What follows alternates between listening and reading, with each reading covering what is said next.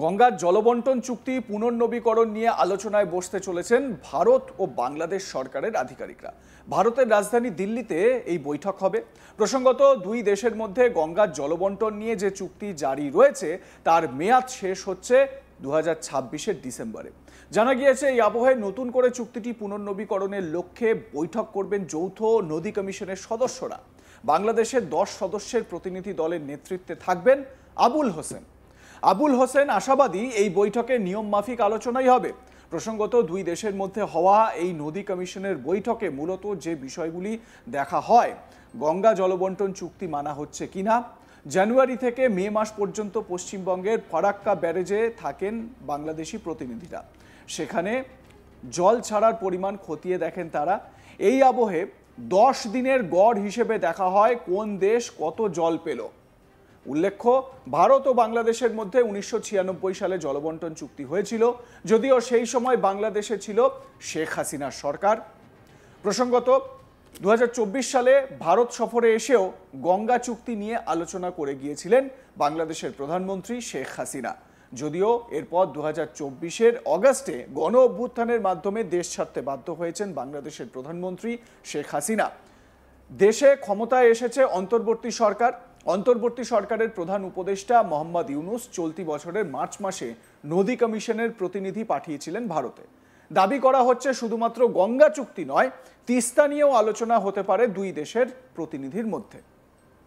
সম্প্রতি বাংলাদেশে তিস্তা প্রকল্পের সঙ্গে যুক্ত হওয়ার বিষয়ে আগ্রহ প্রকাশ করে চীন। এর আগে 2024 সালে শেখ হাসিনা জমানায় তিস্তা প্রকল্পে ভারতের সঙ্গে হাত মিলিয়ে কাজ করতে আগ্রহ প্রকাশ করেছিল চীন।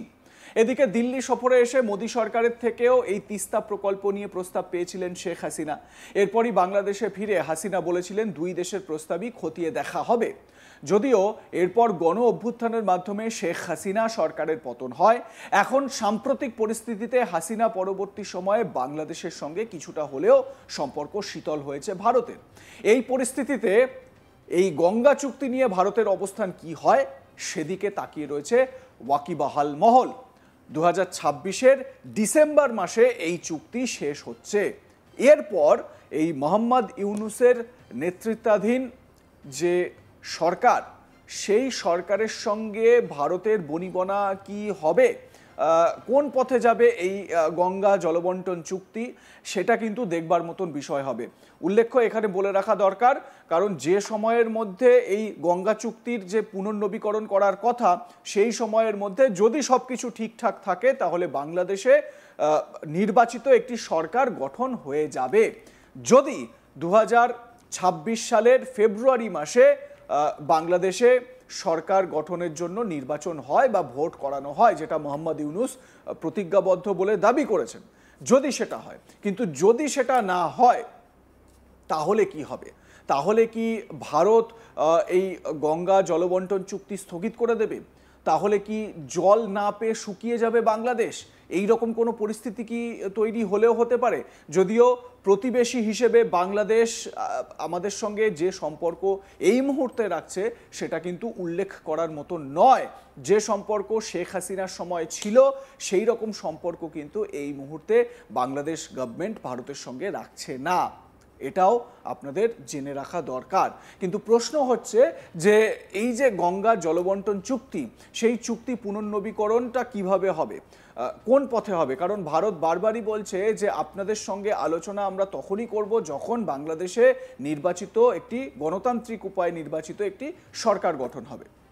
গঙ্গার জলবন্টন চুক্তি পুনর্নবীকরণ নিয়ে আলোচনায় ভারত এবং বাংলাদেশের আধিকারিকরা বসতে চলেছেন বলে খবর পাওয়া যাচ্ছে। ভারতের রাজধানী দিল্লিতে এই বৈঠক হবে।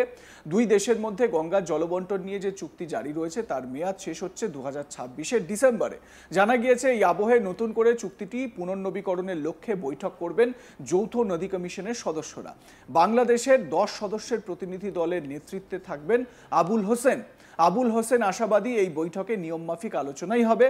প্রসঙ্গত দুই দেশের মধ্যে হওয়া এই নদী কমিশনের বৈঠকে মূলত যে বিষয়গুলি দেখা হয়, গঙ্গা জলবন্টন চুক্তি মানা হচ্ছে কিনা, জানুয়ারি থেকে মে মাস পর্যন্ত পশ্চিমবঙ্গের ফারাক্কা ব্যারেজে থাকেন বাংলাদেশি প্রতিনিধিরা, সেখানে জল ছাড়ার পরিমাণ খতিয়ে দেখেন তারা। এই আবহে 10 দিনের গড় হিসেবে দেখা হয় কোন দেশ কত জল পেল। ভারত ও বাংলাদেশের মধ্যে 1996 সালে এই জলবন্টন চুক্তিটি হয়েছিল।